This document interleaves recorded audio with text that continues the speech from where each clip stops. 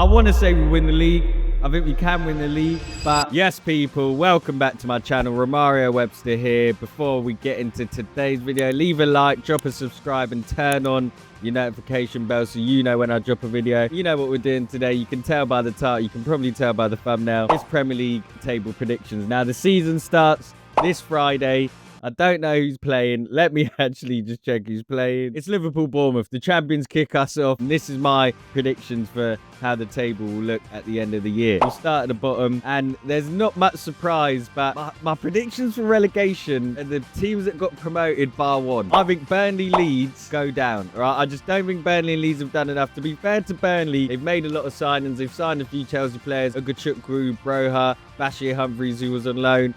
They've added Marcus Edwards as well, Kyle Walker, Martin Dubravka. So they've got a good mix of youth and experience. And I like Scott Parker. They kept a record amount of clean sheets. They obviously lost James Trafford, so Dubravka's the sort of replacement. But I just don't think they've got enough. I just can't see it. I think Scott Parker's style of player being defensive isn't going to work in the Premier League. I think the teams will be too good. They'll break them down. They'll concede. Leeds, they've made a few signings, but once again, not enough, which is surprising because they're under that Red Bull model, and I thought Leeds would be a bit more ambitious, but they've made a sign of Anton Stack. I just don't think Leeds have done enough good business to say they can stay up. And my next team I'm going to say are going to get relegated to Brentford. Bit of a wild shout, but I can just see Brentford going down. They've lost in Bremo. It looks like they may lose Jan Wisser as well. Christian Norgard, their captain, has joined Arsenal. And of course, they've lost Thomas Frank. Thomas Frank is key. He almost is Brentford. Reminds me of sort of the managers that stay at club forever.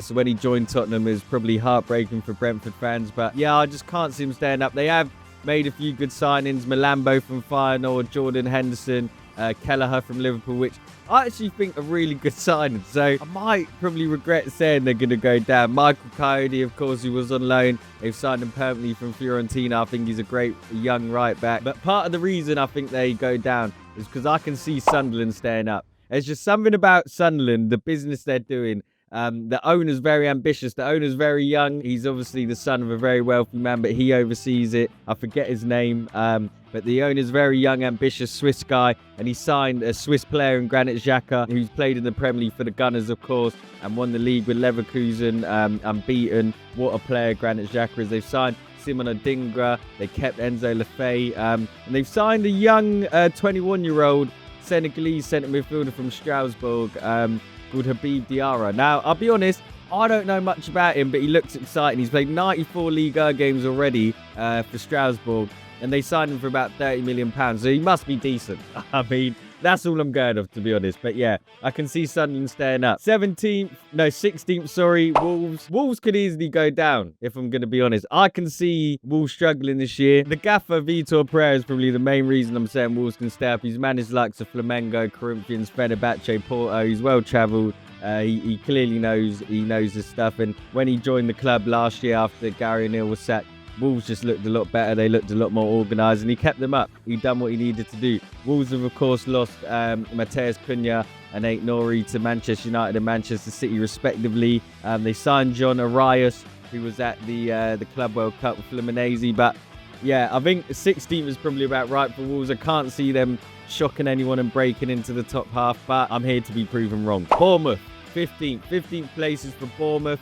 They could finish a bit lower as well, to be fair, but I like the signings they've made, and I like the gaffer. They've also kept Anton Semenyo, but a few of the signings they've made, Eli Jr., Krupi, Jorge Petrovic from Chelsea, great keeper. I actually think Chelsea should have kept him and had him as their number one. Maybe he's not great distribution. I'm not too sure, but Petrovic is a good keeper for me. I like him. Really good signing. They've also signed French left-back Adrien Truffert from Rennes. Good player. Good signing. And I can just see Bournemouth under Andoni Iraola having another good season. They're a good team. Vitality is a tough place to go on away days. They got some decent victories and results there last season. So yeah, 15th for Bournemouth. But Bournemouth might actually be disappointed with, well, they should be disappointed with a 15th place finish. Last season, it looked like they could even get Europa League football at one point, and they finished 9th, which was a disappointing end to the season. So 15th is a drop-off, but I don't think they'll finish much higher considering who I've got above them. 14th, Crystal Palace. These are the sort of positions that can chop and change, but I just feel like Crystal Palace will prioritise European competition. competition. They still don't know if it'll be Europa League or Conference League. Either or, I can see them prioritising that competition, trying to win it. They've lacked signings. They've not signed anyone significant. However, in that same breath, they've kept a lot of their key players. Jean-Philippe Mateta's there. Eberechi Eze's there still. But I don't think he will be there end of the transfer window. And Mark Gahey they've kept, who I'm also unsure will still be there come the end of the transfer window. But I'm a big fan of Crystal Palace's manager, Oliver Glasner. I think he's done a great job at Palace, winning them their first major trophy ever, the FA Cup, of course, against Pep Guardiola's Man City. So Palace, I think, will always be all right. And I think I can see them winning a European trophy. I know they obviously want to be in the better competition in the Europa League, but they stayed in the Conference League, man. I could see them winning that. So let's see. But I just see Palace not aiming for much higher than the mid-table and winning a trophy. I mean, they finished 12th last year. Palace are that sort of classic mid-table Premier League side. And yeah, I can see them sitting around there again. West Ham in at 13th place. I think Graham Potter's a good manager. I think he just needs time. I like some of the signings they've made, but I do think they need to replace Mohamed Kudus. But Mohamed Kudus, although he didn't have a great year last year, he's something different. Jared Bowen could do with a bit more support. I think himself and Fulkrug can have a good partnership up front. Big striker, quick striker. And they've worked well together in pre-season. They scored a few goals after one's assisted the other. So West Ham going to have a decent season. I think they can finish above 13. And as you see, Potter got them to 14th last year, which isn't great. But considering where they were when he came in, you've got to respect it, man. So yeah, 12th, Fulham. I think much of the same. Fulham finished 11th last year. I can't really see them doing better than that. Fulham just haven't made any major signings. They've kept a lot of the players they already have. I think they'll make a few loan signings. I can see them signing Reece Nelson from ourselves. I'm just not convinced by Fulham doing anything crazy, but I don't think they'll fall off either. So I think much of the same. Marco Silva's a nice, tidy manager. 11th place, I'm going Everton. The new stadium, David Moyes effect. They could finish higher than this. Last year, Everton finished 13th at a point when it looked like they could get relegated. David Moyes comes in, lifts the stadium, lifts the crowd, lifts the fans, and everyone's behind it again. They've signed an interesting player in Tierno Barry, French forward, signed from Villarreal. He scored about 11, 12 league goals last year, a few assists. I think he'll be good. Linking up with the likes of Iliman Ndiaye, who I think is coming really, really good in the Premier League. He's got a really interesting story. I love Iliman Ndiaye. I love how he plays. I actually wouldn't mind him at Arsenal, but we can't sign everyone. They've also signed Kiernan Dewsbury-Hall, who's a good player, left Chelsea. Never really got the opportunity at Chelsea, to be honest. So yeah, I think Everton can do well. In at 10th, Nottingham Forest. Hopefully the owner's not watching this, so I don't think he'll be happy. But yeah, I think they'll finish 10th. Once again, a team that is currently in the Europa League. It depends on Crystal Palace's situation, which European competition Nottingham Forest will play in. But as of today, they are in the Europa League. And similar to Palace, I think they'll prioritise those competitions. I think it's a great opportunity for the clubs to win a major honour, be it Europa League or Conference League. I think it's respectable either way. Nottingham Forest keeper Morgan Gibbs-White. We all remember the infamous video of Nottingham Forest owner Marinakis stood with Gibbs-White as he announced that he signed a new deal after Tottenham activated a release clause that Nottingham Forest felt was illegally informed to Tottenham, and they were willing to actually take Tottenham to court over them activating that release clause, and that inevitably led to Gibbs-White signing a new deal and staying at Forest. And that's key. I think Gibbs-White's a top player I would have had at Arsenal. I would rather Eberechi Eze, but I really rate Gibbs-White. They've also signed Dan Ndoye, Swiss international from Bologna, to replace Anthony Elanga, who's obviously at Newcastle now. And I think it was key they done that. I think Ndoye's a good player. I think he's suited to the Premier League, quick, efficient, doesn't mind taking a shot. I can see him being good. And they've also signed a few Brazilians from Botafogo. I believe that's due to the multi-club partnership. They signed Igor Jesus and Cunha. Cunha centre-back, Igor Jesus a striker. And I don't know much about them. I'm just going to be honest, but they're probably decent Brazilian players, are always competent. And yeah, I think 10th place is about right for Forest considering who I have above them. And I think I can see them winning a trophy of some kind next year because, yeah, they got a good gaffer, a good squad. Chris Wood up front, Gibbs-White. And yeah, I think Forest can have a decent year. 9th place. Now, this is a bit of a drop-off and a bit of a shout. I'm sticking my neck out here. In 9th, I've gone for Newcastle. I can't see Newcastle having a great season next year, and that's for many reasons, mainly Champions League football, alongside their squad size and quality. I don't think they've got the squad size and quality to cope with those Champions League nights. And the Champions League's different to what it was when Newcastle were last in it. It's now obviously 8 games instead of the 6 group games. So you play those extra 2 games in January, which does have an impact on Premier League fixtures, because that's 2 more spaces that are taken up if you're in the Carabao Cup, if you're in the FA Cup, if you're obviously playing Premier League games. So I think Newcastle might struggle.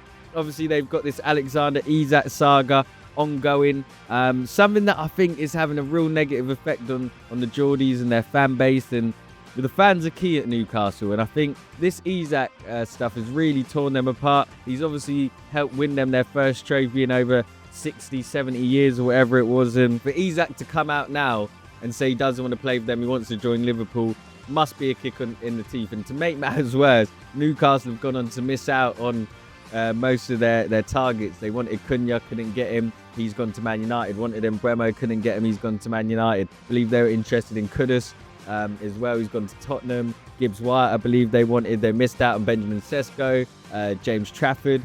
Mark Gahey looks like he's prioritising Liverpool.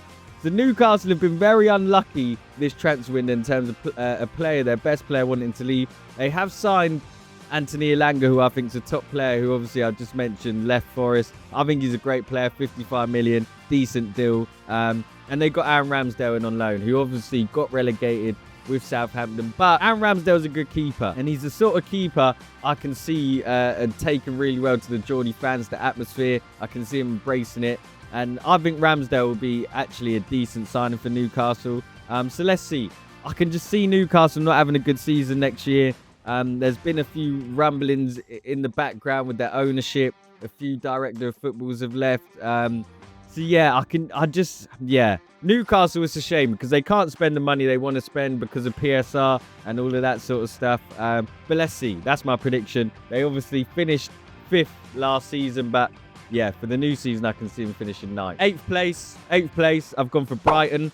I think Brighton are a very good team. They've got very good players. They've often got players that everyone else wants, but Brighton are so good at selling. They often get good deals. I actually think they sold João Pedro for Chelsea for a bit cheap. I think João Pedro, they could have got 70 million. It's easy to say now. They got about 50, 55. João Pedro actually had an impact at the Club World Cup. He's already got his first trophy. I hate to say it. I even hate thinking about it, but he did. João Pedro looks like a very good signing for Chelsea, but Brighton let him go. They're very good at signing young players and moving them on. They've still got a few. Yakuba Minta, who they got from Newcastle. Jorginho Ruta, Weaver. And they got a few young South Americans as well who are always creeping. But one of the exciting players they've got is a young Greek forward called Kostoulas. And he looks very good. He looks like a good player. Signed from Olympiacos for about £30 million. He hasn't actually played in pre-season for Brighton, so I'm not sure what the plan is for him, but I can see him being a really good player. Brighton always produce good talent. And without Europe, I think Matt O'Reilly, hopefully he can have an injury-free season. I can see Brighton having a decent year. The gaffer's good. First year in the Premier League last year, done all right. Brighton finished 8th last year, so I'm actually backing them to finish in the same place they did. And they could maybe squeeze into 7th or 6th. They'll be in and around that area, I think. I think Brighton are a good team. The fans get behind the club. They don't really complain. Probably one of the easier fan bases to please, if I'm honest. And yeah, I can see Brighton having a good season. Now, in 7th place, I've gone for Aston Villa. I think that's about right for them. They finished 6th last year, securing Europa League football. The reason I think they'll finish 7th is because I think a few other teams will pick it back up this season and return to sort of where they should be.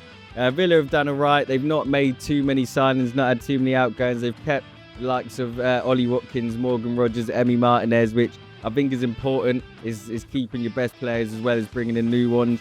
They've got Europa League football. Unai Emery loves European competition. Villa were, of course, in the Champions League last year. And I can see Unai Emery really pushing to win the Europa League with Villa, which I don't think will affect them too much in the league. They've got a good squad. They've just signed Evan Gusson from Nice, who got 12 goals and 8 assists in the league last season. And I think he's a good player. I don't know too much about him, but from little bits I saw of him in the Europa League last year, he looked decent. Tall player, runs a lot, and he's the sort of player Unai Emery like. Yeah, 7th place for Aston Villa. Don't be surprised if they go on and win the Europa League. Now, the next 2 positions in the league, I don't even want to give them this because they were that bad last year, but I think they were anomalies. I don't think that's something we're going to see continue. In 6th place, we've got Manchester United.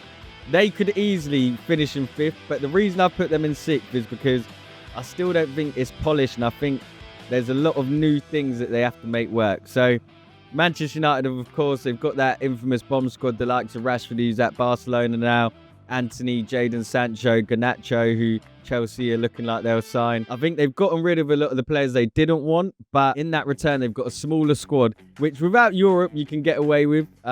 They've signed the likes of Cunha and Mbeumo, Benjamin Sesko, who Arsenal were reportedly interested in, pivoted to Gyökeres because of the price.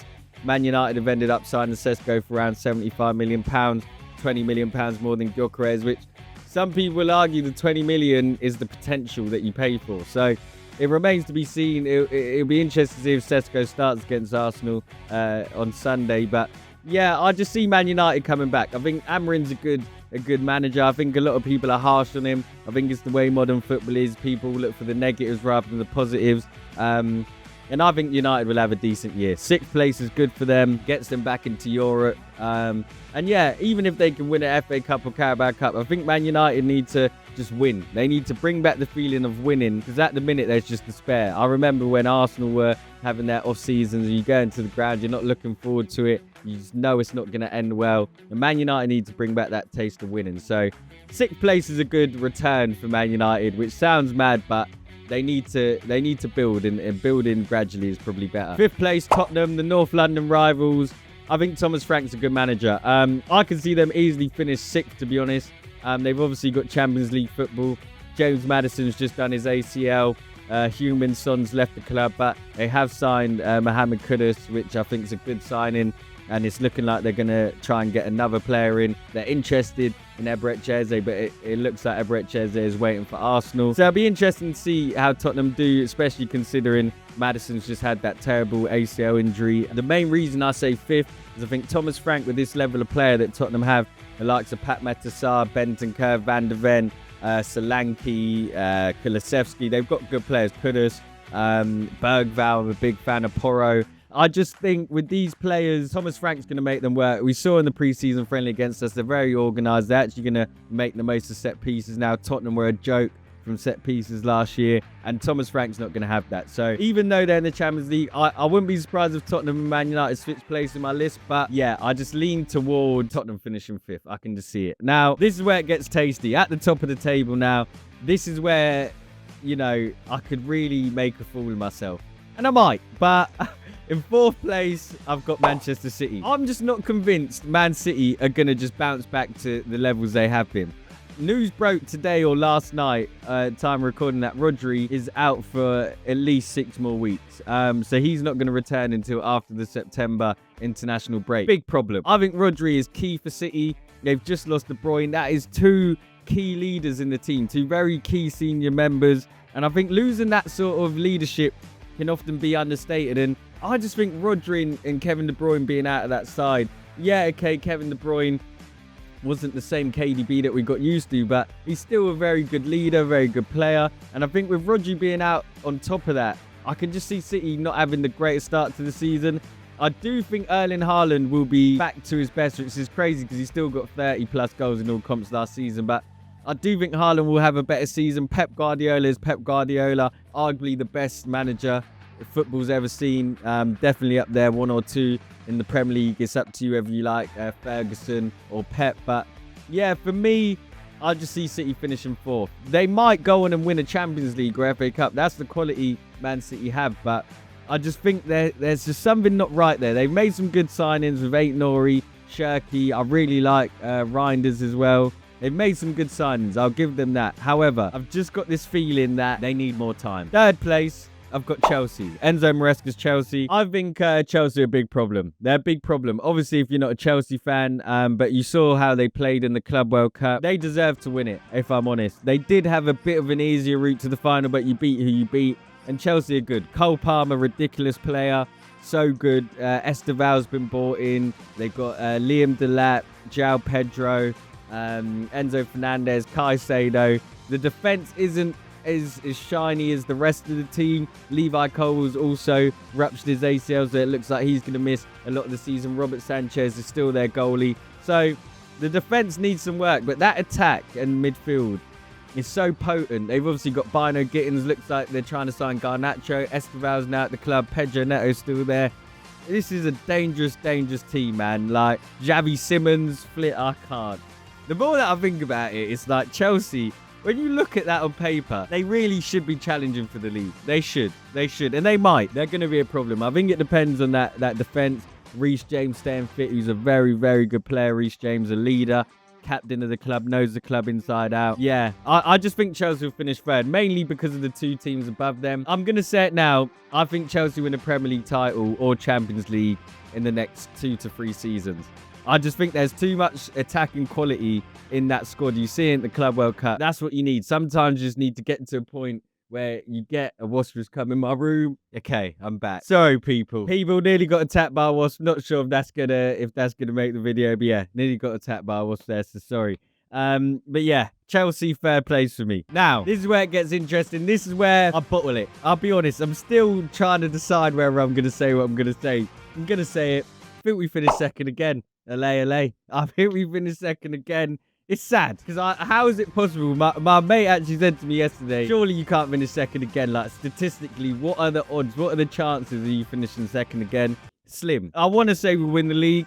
I think we can win the league. But looking at that Liverpool squad, looking at that team, Mo Salah, Wirtz, Frimpong, Van Dijk, Alisson, Ekitike, and you might even trot Isak on top of that. I'm sorry, but it's just like, I can't deny it. I can't deny it. We'll talk about Liverpool in a sec, but I just don't think we've done enough in the transfer window to say, for me to sit here and say we'll be better than Liverpool, considering what they've done in the window as well. That's just how I feel, okay? I just don't think we've done enough, which is a shame. But I still think we're one of the top teams in the league. I think defensively we're very solid. I think we'll win games. We won't lose many. So yeah, I want to be wrong here. This is the one position I hope and pray I'm wrong. I think Arsenal finish second again, man. How do I deal with that? Finishing second again. How do I deal with going to work, speaking to friends, family, knowing that we finished second again for the 4th year running?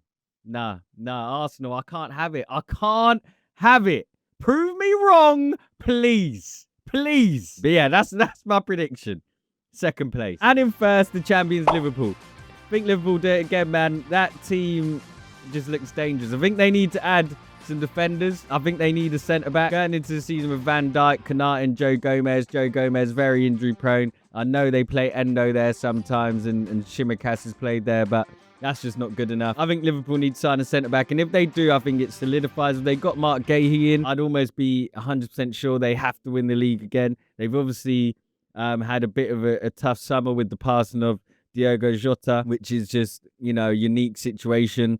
And just watching Liverpool in pre-season, the players, to be honest, look like, you know, they're gonna put their hearts in to the season for Jota, which, you know, how that affects them is neither here nor there. But I just think the whole feeling and vibe around the club after that terrible situation will pull the fans and the players together. It makes you appreciate each other a bit more. And Liverpool's a powerful club, man. I hate to say it, to be honest, because a lot of my friends are Liverpool fans. We have a lot of banter with each other. But Liverpool, man, their squad just looks too good. Mohamed Salah's ridiculous. So yeah, that's my prediction for the season.